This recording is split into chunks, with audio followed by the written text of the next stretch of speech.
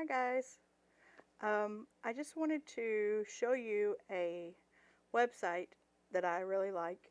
Um, it's a dictionary and a translator, and it's called wordreference.com. I'm going to move, hold on, the camera. Type it. So, wordreference.com. And when you get to it, it's set on English to Spanish. But if you click the little arrow, you can choose your language. You can choose to start with Spanish and translate into English, or in reverse. And then it has Spanish definitions, synonyms, conjugations, just different things you can choose from. And if you keep scrolling, for non-Spanish speakers, there are other languages. We've got French, Italian, Catalan, German, Dutch. If you keep going,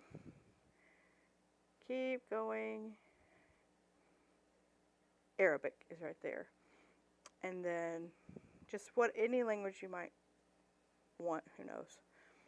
Okay, so I'm going to choose English to Spanish for now.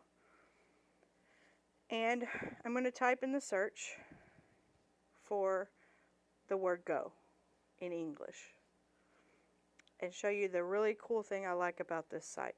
But I have to move my face out of the way. So you have the definition of the word. First of all, at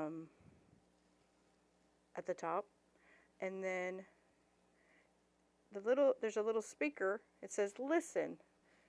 Listen, that means you can hear it. So let's try.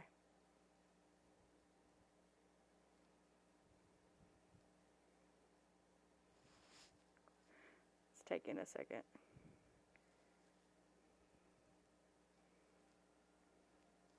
Anyway, you can't hear it on here for some reason. Oh, there there it is. Okay. So that will let you hear the word pronounced. Now, the other thing I want to show you about this is right here, it's in purple. It says conjugate. So any verb in English, in Spanish also, I haven't checked the other languages, but you can conjugate the verb. So this gives you all of the different forms of that verb in English. For example, you see right here, the present tense. I go, you go, he, she, it goes, we go, you go, they go. So that is all of the conjugations in the present tense for the word go. If you see below that, it's what we were just talking about in the group. The simple past. Simple past is what we use to tell like a story or something that happened at a specific time in the past. So it's already happened. It happened yesterday. It happened Saturday. Like a specific time. I went to the store. I already did it. I'm finished. I'm done. It happened. So you use the simple past for that. And for the word go, it's easy. They're all the same. I went. You went. He, she, it went. We went. You went. They went. It's all the same. So that's a good thing. But for anything else you're looking or working on, you can look at, there's the future tense, and then the perfect tenses, which we're going to talk about. We've talked about the perfect tenses a little bit in class, but it's been a long time. So, like that's the present perfect. The past perfect is what we're going to talk about soon. I had gone, you had gone, he, she, it had gone.